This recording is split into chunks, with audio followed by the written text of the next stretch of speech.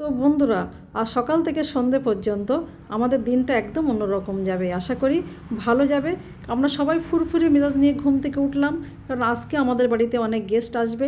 আসলে আমাদের গ্রামে প্রতি বছর যে ইসলামিক জলসার আয়োজন করা হয় সেটাই আজকে আমাদের বাড়ির পাশে হবে, তাই অনেক গেস্ট আসবে।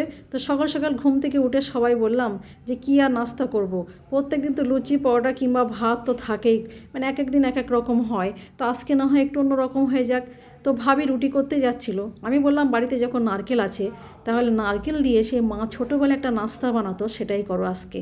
তো ভাবি আর আমি লেগে পড়লাম সেই নাস্তাটা করার জন্য। দেখতেই পাচ্ছেন রুটির মতো বেলে নিয়ে আর কোরানো নারকেল ভিতরে দিয়ে তার উপর একটু চিনি ছড়িয়ে মুখটা একদম সেই পুল্লি পিঠের মতো করে এরকম চেপে চেপে মুড়ে নেব।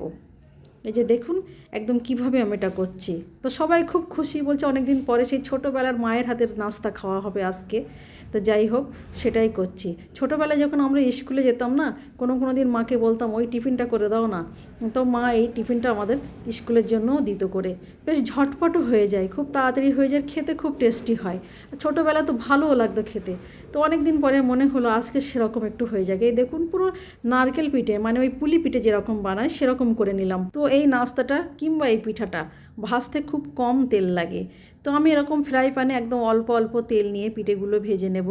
তো দেখুন আমি কতটা কম তেল দিয়েছি, আর পিঠেগুলো আমি ভেজে নেব। এত বড় বড় সাইজ, একটা খাওয়া একদম অসম্ভব ব্যাপার হয়ে যায়। তারপরেও কিন্তু খুব মজার ব্যাপার। তবে আজকে সারাদিন খুব জমজমাট খাওয়া দাওয়ার আয়োজন। তো আমরা দুপুরবেলা রান্না করব মাংস, আর রাত্রে করব বিরিয়ানি। কারণ যত আত্মীয় স্বজন সব সন্ধ্যের দিকেই আসবে, মিলাদ যেহেতু রাতেই হবে সেই জন্য। আর মিলাদের ওখানেও খাওয়া দাওয়ার বন্দোবস্ত আছে, যারা মিলাদ শুনতে যায় আর কি। আমাদের ইসলামিক জলসার নিয়ম হলো মিলাদ যেখানে হয় সেখানে সব গ্রাম থেকে চাঁদা তুলে, মানে ওখানে রান্না বান্নার আয়োজন করা হয়। তো সেই রান্না কেউ বা খায়, আর যার ইচ্ছা না হয় সে বাড়িতে এসে খায়। যাই হোক, বাড়িতে গেস্ট আসবে বলে দুপুরবেলা আমরা অনেকগুলো মাংস একসঙ্গে রান্না করে রাখছি, আর রাতে করব বিরিয়ানি। তো পুরো রান্নাটা আপনাদের দেখিয়ে দিচ্ছি। তো এখানে 6 কেজির মতো মাংস আছে। মাংসটা কিভাবে রান্না করছি তো এবার সেটাই দেখে নেওয়ার পালা। যাই হোক, আমি মাংসটা ধুয়ে একদম এরকম বড় বড় ঝুড়িতে রেখে দিয়েছি যাতে পানিটা ঝরে যায়। আমি বড় হাঁড়ি নিয়েছি, কারণ অনেকগুলো মাংস বড় হাঁড়িতে। তেল দিয়ে দিয়েছি, আর তেলটা একটু গরম হয়ে গেলে শুকনো লঙ্কা, তেজপাতা, গোটা এলাচ, দারচিনি সব কিছু দিয়ে দিয়েছি। তারপরে তেলটা ভালোভাবে গরম হয়ে গেলে আমি কাঁচা পেঁয়াজ দিয়ে দিলাম। পেঁয়াজটা বেশ লাল হয়ে আসলে আদা রসুন পেস্ট দিয়ে দিয়েছি। আর আমার প্রত্যেকটা রান্নার ধরন কিন্তু একই রকম। আমি এরকমভাবে রান্না করে এই যে এটা পুরো লাল হয়ে গেলে আমি এর মধ্যে দিয়ে দেব আপনার শুকনো লঙ্কা গুঁড়ো, লবণ, হলুদ, এইগুলো দিয়ে বেশ কষিয়ে নিয়ে তারপর আমি মাংসটা দিই। আমার রান্না অনেকেই দেখেছেন আমার এই ব্লগ ভিডিওতে, যখনই আমি কোনো রান্না দিয়েছি বা আপনাদের দেখিয়েছি, তো সব প্রায় ধরনটা একই রকমই। এরকম করে রান্না করলে রান্নার স্বাদটা একদম অন্যরকম হয়। এই যে সবগুলো দিয়ে দিয়েছি একে একে। তো মশলাগুলো ভালোভাবে কষানো হয়ে গেলে আমি মাংস দিয়ে দিয়েছি। তো এই দেখুন মাংসগুলো বেশ বড় বড় পিস করে কেটেছি। আর অনেকগুলো মাংস একসঙ্গে রান্না করলে একদম অনুষ্ঠান বাড়ির মতো স্বাদ হয়। তা আমাদের যখনই মাংস নিয়ে আসে একটু বেশি করে নিয়ে আসে, রান্না করে আমরা ফ্রিজে রেখে দিই। পরের দিন আবার খাওয়া হয় সেই মাংসটা একদম কষানো করে, বেশ সুন্দর ঝোলটা কম রেখে রান্না করা হয়, যে পরের দিন ওই মাংসটা ফ্রিজ থেকে যখন বার করা হয় তখন বেশ ভাজা ভাজা টাইপের করে খাওয়া হয়। তো এই দেখুন মাংস প্রায় কষানো কমপ্লিট হয়ে এসেছে। আর আমাদের বাড়িতে কি হয়, মাংস যখন রান্না হয় না, তো এই ছোটোবেলার মতো আমরা কি করি, এই যে বাটি নিয়ে আসি, যে বাটি নিয়ে এসে আমাদের বাচ্চাদেরও সেই একই অভ্যাস হয়ে গেছে, মানে কষানো মাংস না খেলে হয় না আমার। তো এই দেখুন আমাদের ছেলেমেয়েরা সব বাটি নিয়ে দাঁড়িয়ে আছে, ওদের ওই কষানো মাংস তুলে দিতে হবে, তারপর ওরা খাবে। এই যে দিয়ে দিচ্ছি ওরা খাওয়ার জন্য। আমাদের ছোটোবেলাটার থেকে এরকমই ছিল, মা যখন রান্না করতো আমরা এরকম বাটি নিয়ে আসতাম, যে এই কষানো মাংস ঝোল দেওয়ার আগে আমাদের উঠিয়ে দিতে হবে। তো আমাদের ছেলেমেয়েরা সেই রকমই হয়েছে। তা রান্নাটা প্রায় আমার কষানো কমপ্লিট হয়ে গেছে। এবার আমি অল্প করে পানি দিয়ে দিচ্ছি, মানে এই মাংসটা আমি বেশি আর কি ঝোল রাখবো না, একদম কষা কষা মাংস হবে। দুপুরবেলা এরকম কষানো মাংস দিয়ে ভাত খাওয়া হবে, আর রাতে বিরিয়ানিটা আপনাদের সেটাও আপনাদের দেখিয়ে নিচ্ছি। যাই হোক, আমাদের দুপুরের পর্বটা প্রায় শেষ হয়ে এসছে। এই যে মাংস রান্না প্রায় কমপ্লিট হয়ে গেছে। এবার আমি নামানোর আগে গরম মশলা আর মিট মশলার গুঁড়োটা দিয়ে দিচ্ছি। তো বন্ধুরা, রান্নাটা কেমন লাগছে? একদম কালা ভুনার মতো হয়েছে না? আর দেখেই বোঝা যাচ্ছে যে ইয়ামি ইয়ামি লাগবে। খুব টেস্টি টেস্টি হবে আজকে মাংসটা। এমনি অন্যদিনও হয়, তবে আজকে একটু অন্যরকম লাগবে মনে হচ্ছে। আপনাদের দেখে কি মনে হচ্ছে? যাই হোক, আপনাদের যদি ভালো লেগে থাকে তো অবশ্যই কমেন্ট করে জানাবেন যে রান্নাটা কেমন হয়েছে।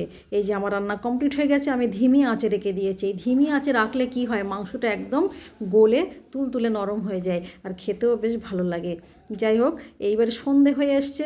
সন্ধ্যের সময় আমরা একটু রাস্তার দিকে গেলাম, যেহেতু বাড়ির পাশে মিলাদ, তো দেখতে গেলাম যে প্যান্ডেলটা কেমন করেছে আর যেখানে মৌলভী সাহেব বসে ওয়াজ করবেন সেই স্টেজটা বা কেমন করেছে সেটা আমরা দেখতে একটু বেরিয়েছি। আর সন্ধেবেলা যেহেতু লোকজনের ভিড়টা একটু কম, এখনও মিলাদ শুরু হয়নি, এখন চলছে গজল প্রতিযোগিতা, সেই জন্য আমরা এই সুযোগে একটু দেখে আসলাম। আর বাড়ির পাশে মনটা তো ছুকছুক করে দেখার জন্য। এই দেখুন কত সুন্দর লাইটিং করেছে, মানে দারুণ করেছে, অসাধারণ করেছে।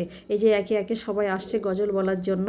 তো আমাদের মিলাদের প্রথম নিয়ম হলো এই প্রথমে গজল প্রতিযোগিতা হয়, আর 8টার পর থেকে মৌলভী সাহেবরা ওঠেন সব একে একে ওয়াজ করার জন্য। মোটামুটি 12টা 1টা পর্যন্ত ওয়াজ চলে।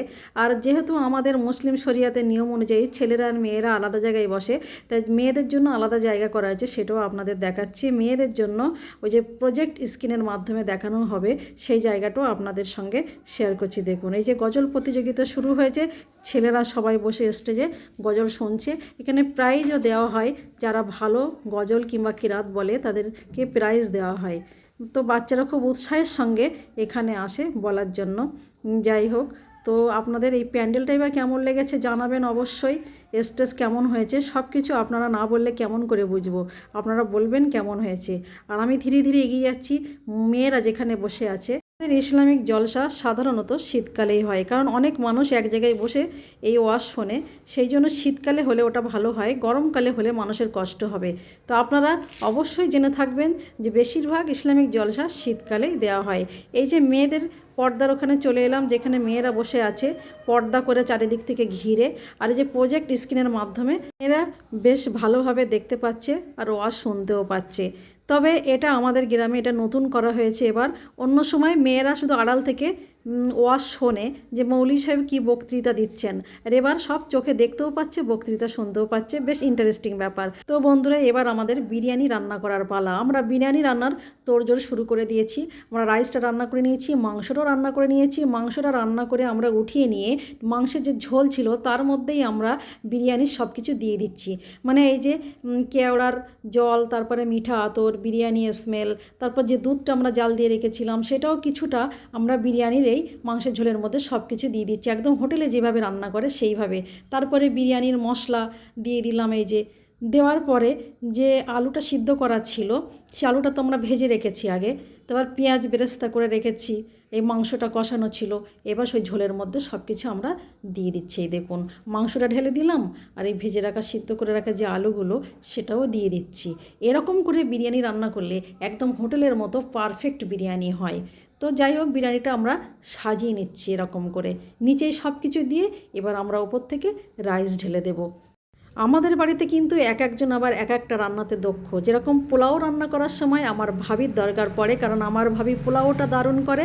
আর বিরিয়ানি কিংবা তেহারি রান্না করার সময় আমার বোন করে, অসাধারণ বিরিয়ানি করে, মানে যে কোনো গেস্ট এসে সত্যি মানে খুব সুনাম করে। আমি আমার বোনকে একটু হেল্প করছি রাইস ঢালার সময়।